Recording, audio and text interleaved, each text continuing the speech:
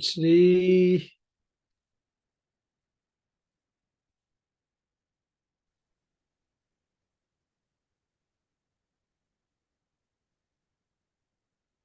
जैसा मुझे आज गुरुदेव ने बताया कि जैसे प्रत्यक्ष जगत में भिन्न भिन्न तरह के, जैसे भिन्न प्राणी, भिन्न तरह के पेड़ पौधे प्राणी, भिन्न विभिन्नता है जैसे प्रत्यक्ष जगत में, वैसे ही सूक्ष्म जगत में भी अलग अलग स्तर हैं। पितृगण है, फिर किन्नर गण, गंधर्व गण है, देवगण है। तो जैसी विभिन्नता प्रत्यक्ष जगत में है, वैसी ही विभिन्नता सूक्ष्म जगत में भी है।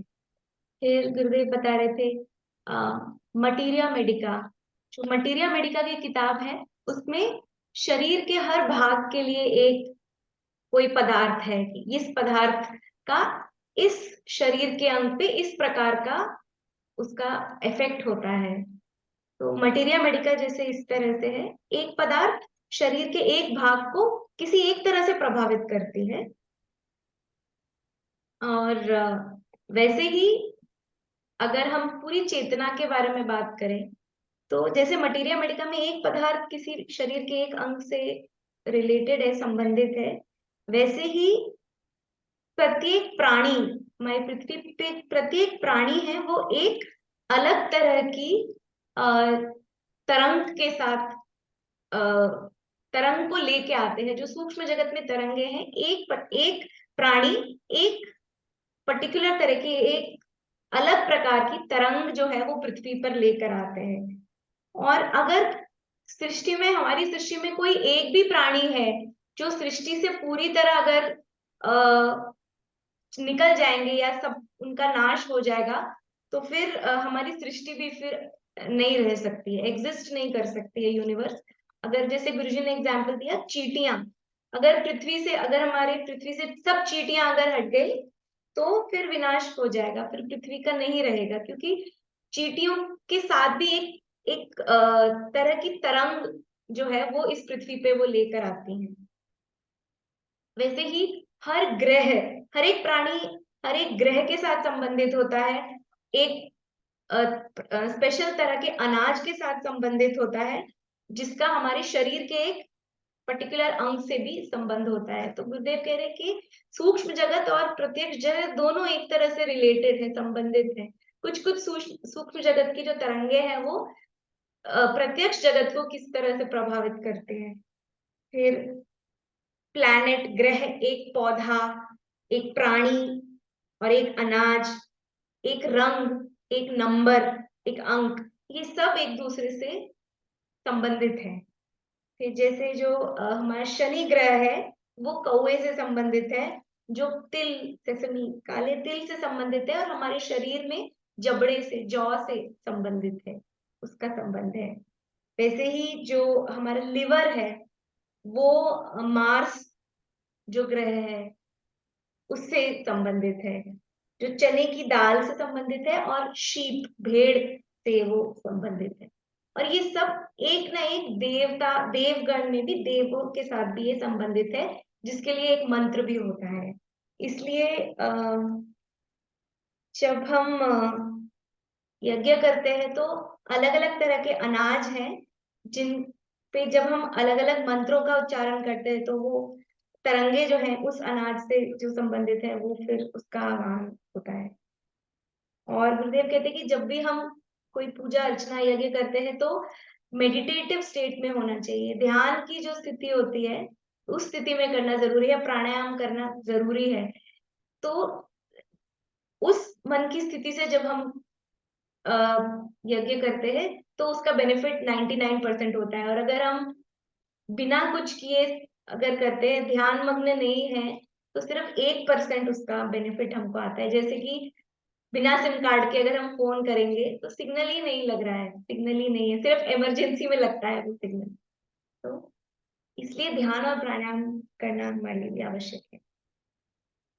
और जैसे अगर, जैसे लॉयर होते हैं, वो एक्सपर्ट होते हैं। अगर आपको कोई भी चीज, कोई भी ऐसी प्रक्रिया के लिए, लॉ, कोई भी एक्सपर्ट को हम जैसे बुलाते हैं, वैसे भी ये सब विधि करने के लिए भी जो एक्सपर्ट है, जो ये ज्ञान को सही तरह से जिन्होंने सीखा है और जानते हैं, उनके साथ करना चाहिए।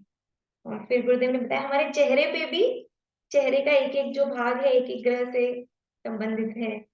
तो जो बृहस्पति है वो नाक से संबंधित है, जो माथा है वो मरकरी बुध से, और जो चीक है, चीक्स है वो वीनस से संबंधित है, शुक्र उससे संबंधित है। तो कई ऐसे ज्योतिषी भी हैं जो चेहरा देख के हमारी पत्री जन्म पत्री या कुंडली बना सकते हैं।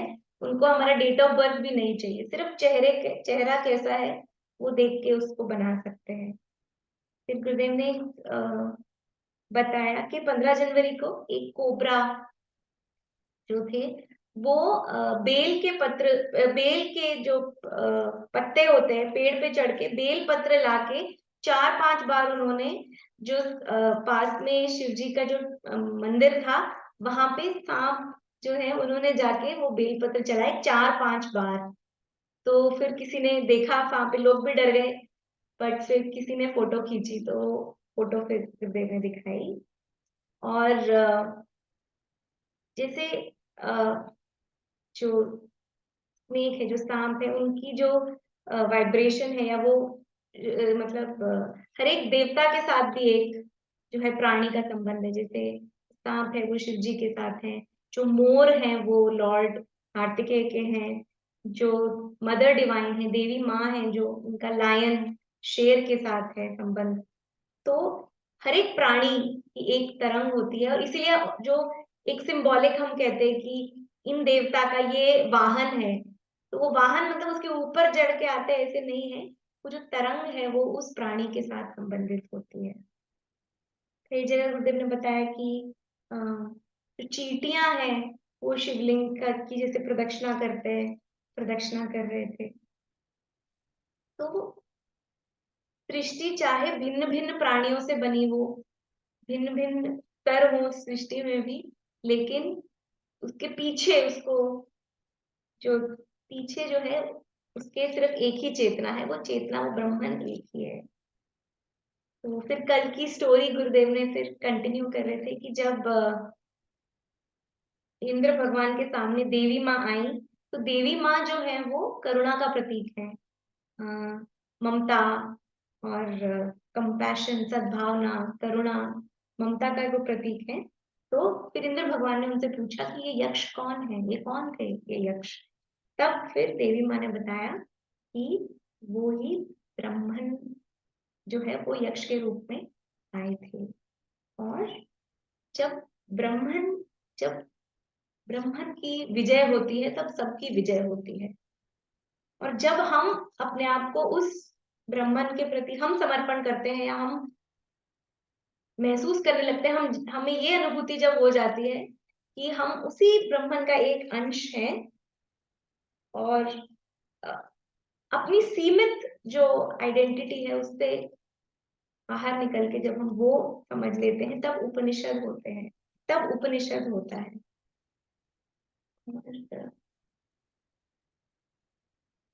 ये भी जो अनुभव है, जो दैवी शक्ति का भी जो अनुभव है, ये हमेशा रहने वाला ऐसा नहीं है, सिर्फ ब्राह्मण है जो हमेशा रहने वाले हैं।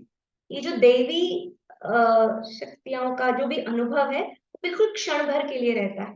It is just like a flash and it disappears, कुछ क्षणों के लिए और फिर वो चले जाते हैं। तो जो देवी शक्ति है वो ऐसे ही क्षण भर के लिए होती है, ग्लिम्स कहते हैं, क्षण भर के लिए होती है और फिर। लेकिन जो आध्यात्म का जो जगत है ये दैवी जगत है, जो एकदम कुछ क्षणों के लिए आता है और फिर चला जाता है। लेकिन आध्यात्म का जो जगत है वहां हमारा मन पूरी तरह से हम डिजॉल्व हो जाते हैं, उसमें हमारा मन पूरा लीन हो जाता है। और ये जो ज्ञान है, ये ये ज्ञान कि हम ब्राह्मण में है, हम उसी का एक अंश है, ये ज्ञान भी मिलना एक ब्लेसिंग है, एक उपहार की तरह है। सारी सृष्टि एक ही चेतना से बनी है, ये ज्ञान भी एक उपहार है। जैसे एक बड़ा जंगल होता है, वो जो बड़ा सा जंगल होता है, जंगल के अंदर सब कुछ है, हर प्राणी के लिए स्थान है। चाहे वो जिब्रा हो, हाथी हो, सांप हो, चिड़िया हो, बंदर हो। एक वन में हर प्राणी का ध्यान रखने की क्षमता होती है, और वन में भिन्न भिन्न तरह, विभिन्न भिन्नता जो है, डाइवर्सिटी है, विभिन्नता है, वो भी है। और सबका सबको सबका पोषण करने के लिए, पालन पोषण करने की भी सब चीजें हैं उस वन में। और वहां पे हर किसी को स्वीकृति है, लेकिन वन हमेशा अपने आप को साफ रखता है। जब तक मनुष्य जाति घुसती नहीं है अंदर, वन अपने आप को भी साफ रखते हैं। वैसे ही जो ब्राह्मण है, वो भी एक वन की तरह है, जहाँ पे सबके लिए स्थान है। और जैसे भिन्न भिन्न तरह के प्राणी हैं जंगल में, वैसे ही इस ब्रह्मांड में हर तरह, हर स्तर के जो है शक्तियों के लिए भी मनुष्य जाति है, पितृगण है, गंधर्वगण है, देवगण है, सबके लिए इनके यहाँ पे हर स्तर है, हर सबके लिए यहाँ पे स्थान है। और फिर गुरुदेव ये भी बता दें कि भगवत गीता में कृष्ण भगवान ने भी कहा था कि हम एक उल्टे पेड़ की तरह हैं। उल्टा जो पेड़ होता है, पेड़ की जैसे जड़ें नीचे होती है, पत्तियां ऊपर होती है, हम उल्टे पेड़ की तरह, हमारी जड़ें ऊपर की ओर हैं, और जो टहनियां हैं और जो लीव्स हैं, पत्तियां हैं, वो नीचे हैं। तो पत्तियां झड़ जाती हैं, टहनियां जो है वो गिर जाती हैं, लेकिन जड़ों को कुछ नहीं होता है। वैसे ही यहाँ पे जो भी है, ये कुछ, ये क्षणिक है, ये बदलने वाला है, ये जाने वाला है। लेकिन हम जहाँ पे हमारी जड़ें हैं, वहां वहां पे कुछ नहीं बदलता, दैट डज नॉट चेंज। तो आदिशंकर भगवान आदिशंकराचार्य भी यही कहते हैं कि मेरा घर तो वहां है, ऊपर है, मैं यहाँ पे सिर्फ हॉलीडे छुट्टी मनाने आया है। तो हम ये जो अनुभूति है, ये अगर थोड़ी सी भी इस ज्ञान के पथ पर अगर हम 2 कदम भी अगर चलेंगे, तो फिर मन में कोई डर नहीं रहेगा, सारा डर मिट जाएगा। और फिर गुरुदेव कहते हैं कि जैसे मटीरिया मेडिका में इतना ज्ञान है, वो एक इंसान, कोई एक इंसान के लिए संभव नहीं था वो सारा ज्ञान अ, देने के लिए। तो कितने लोगों ने, जैसे बहुत सारे डॉक्टरों ने मिलके कुछ कुछ कंट्रीब्यूट किया है, कुछ कुछ दिया है उस किताब को बनाने के लिए। वैसे ही जो ये आध्यात्मिक ज्ञान है, जो साइंस है कॉन्शियसनेस का, ये भी बहुत ऋषियों ने कई कई सालों से, कई हजारों सालों से इस ज्ञान को इकट्ठा किया है, जहाँ पे आगमा निगमा वेद उपनिषद ये सब अब हमें है। तो लेकिन जैसे इतना सब ज्ञान के बाद भी भगवत गीता में श्री कृष्ण अर्जुन को कहते हैं कि मैंने तो 700 श्लोक बता दिए, लेकिन तुम सोचो, विमर्श करो इसके ऊपर, और जो तुम्हें ठीक लगता है वो तुम अपने आप से, खुद से सोचो, खुद के अनुभव से तुम निर्णय लो। लेकिन क्योंकि तुम मेरे प्रिय हो, इसलिए मैंने तुम्हें बताया। जैसे डॉक्टर कहते हैं ये दवाई अच्छी है तुम्हारे लिए, तुम खा लो, वैसे ही भगवान कृष्ण ने अ, अर्जुन को गीता में।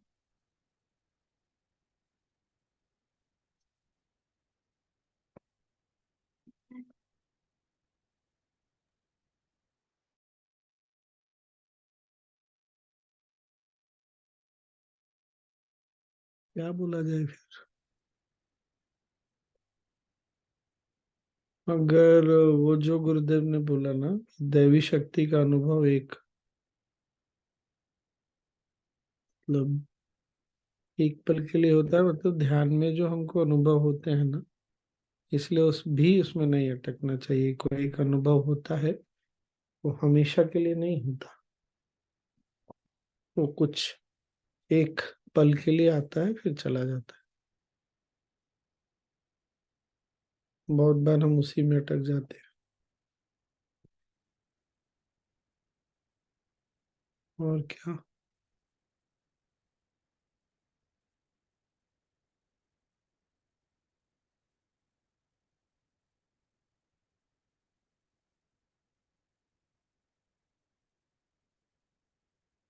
और तो कुछ नहीं, जंगल की तरह इस सृष्टि में सबके लिए स्थान है। और सब अपने अपने नियम से चल रहे हैं। और तो कुछ नहीं याद आता मुझे।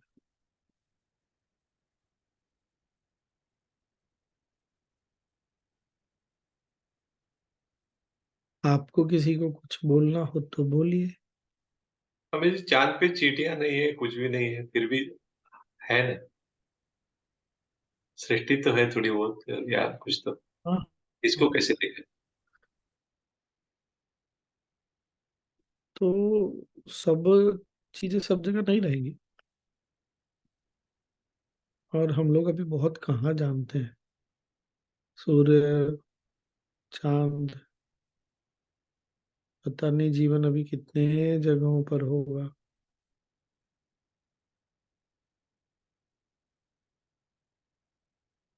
तो सब चीज सब जगह नहीं रहेगी, लेकिन जो भी कुछ जहाँ है, पर पाया सब कुछ जाएगा इस सृष्टि में।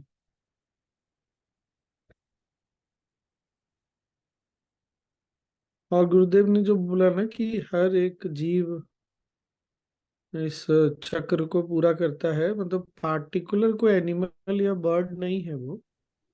जैसे इंग्लिश में मैमल बोलते हैं ना, एम्फीबियंस बोलते हैं, तो कोई ना कोई mammal, type of mammal will always be there. अगर एक भी गायब, मतलब मैमल अगर पूरी तरह गायब हो गए तो सृष्टि समाप्त हो जाएगी। ऐसे। तो चींटी कौन से ग्रुप में आते हैं मुझे चींटियों का नहीं पता, शायद मच्छरों वाले ग्रुप में आते होंगे वो। इंसेक्ट, हाँ। तो वो ग्रुप से कोई ना कोई रहेगा ही रहेगा।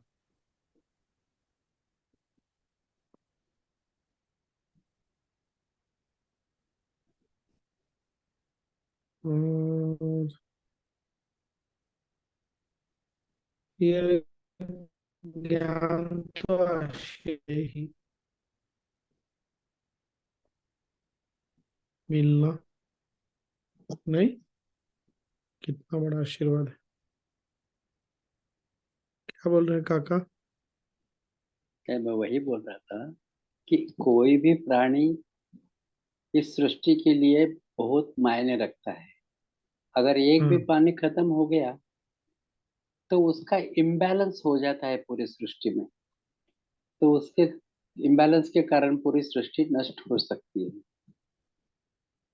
अभी तो हम देख ही रहे हैं, कुछ न कुछ परिणाम हो ही रहा है। अभी शेर की संख्या कम हो गई, परिणाम भुगत रहे हम।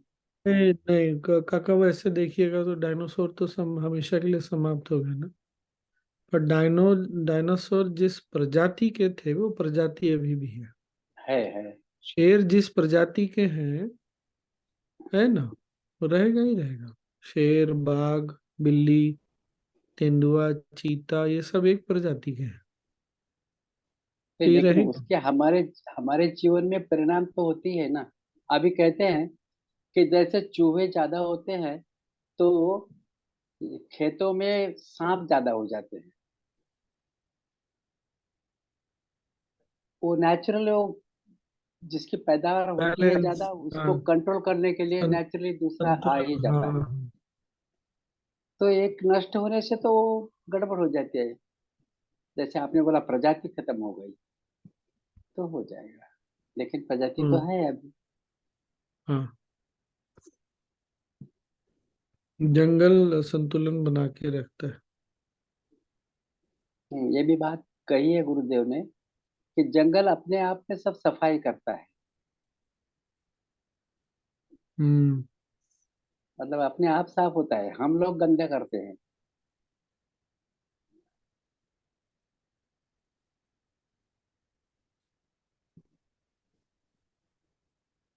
और क्या? जय गुरुदेव स्वामी जी। स्वामी जी, वो हमारे रूट्स कहीं और है, वो समझ में नहीं आया। प्लीज थोड़ा एलाबरेट करेंगे? स्वामी जी, गीता का 15 श्लोक का 15 अध्याय का पहला श्लोक है। नहीं, बिल्कुल एलेबोरेट नहीं करेंगे। जिसने कृष्णा ने पूरा अध्याय अच्छे से समझाया, 15वां अध्याय। भगवत गीता थोड़े दूसरे स्तर पर है। अगर कल का भी लेते हैं ना, कल जो गुरुदेव ने बताया और आज का, ये दोनों एक ही है। ये हमारा जड़ कहीं और है। मतलब अगर हमारा जीवन किसी और शक्ति से चल रहा है, जीवन की घटनाएं किसी और शक्ति से चल रही है, तो जीवन भी किसी और शक्ति से चल रहा है। जन्म भी मृत्यु भी। मतलब जड़ कहीं और है, हम वहां से आते हैं वहीं चले जाते हैं। इसीलिए गुरुदेव ने वो हिंट दिया ना कि आदि गुरु शंकराचार्य जी ने बोला, मैं, मेरा घर कहीं और है, मैं यहाँ थोड़े समय के लिए आया हूँ। वही दोनों एक ही है।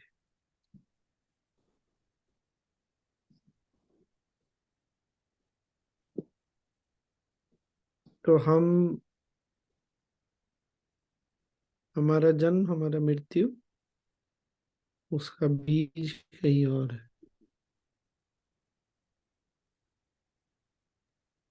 ओके, मतलब ये कर्मा का नहीं बोला ना, कर्मा थ्योरी का नहीं है ये। Means, पता नहीं आ क्या जाएंगे, कंफ्यूजन घूम फिर है। हाँ के हाँ। कर्म पे आ जाएंगे। हम्म लेकिन जैसे हमको शरीर इस जगत में मिला, हमारी जो चेतना है वो तो इस जगत की नहीं है ना। और हम्म उस बिना उस चेतना के शरीर का तो कोई अस्तित्व तो नहीं है। तो चेतना हम्म, कहाँ से आई, कहाँ रहती है? जब कहते हैं कोई, किसी की मृत्यु हो गई तो चेतना कहाँ जाती? जब ऐसे देखते हैं तो पता चलेगा कि ये हमारा ट्रांजिट है। होटल में आए हैं छुट्टी मनाने के लिए, और कुछ दिन होटल में रुकेंगे, फिर छुट्टी मना के चले जाएंगे। अब होटल कितना गंदा है, रूम कितना अच्छा है, वो पता नहीं। सबका अपना अपना है।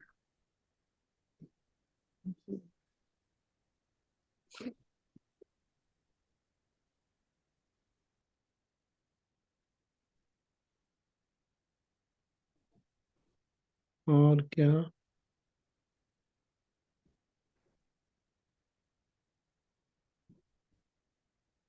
15वां अध्याय पढ़, कभी गुरुदेव ने जो व्याख्या किया है सुन लीजिएगा भगवत गीता का। उसमें किसी और ही संदर्भ में काफी बताया है भगवान श्री कृष्ण ने। ऊर्ध्व मूलम अधः शाखम अश्वत्थम प्राहुरव्य छंदांसि यस्य प्रणानि यस्तम वेद सवित वेदविद। वो भी बहुत सुंदर भी।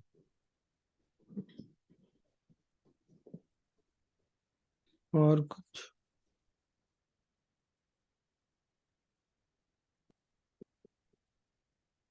नहीं ना?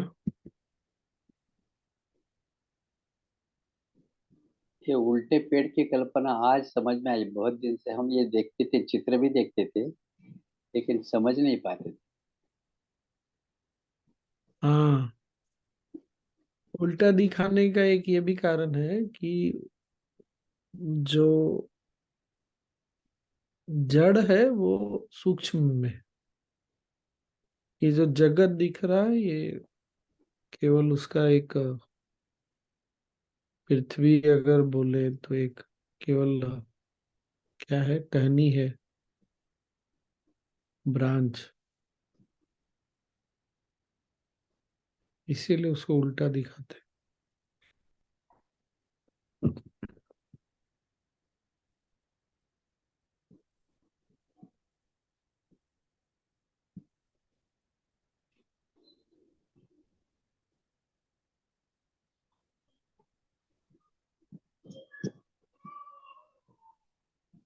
कुछ और नहीं?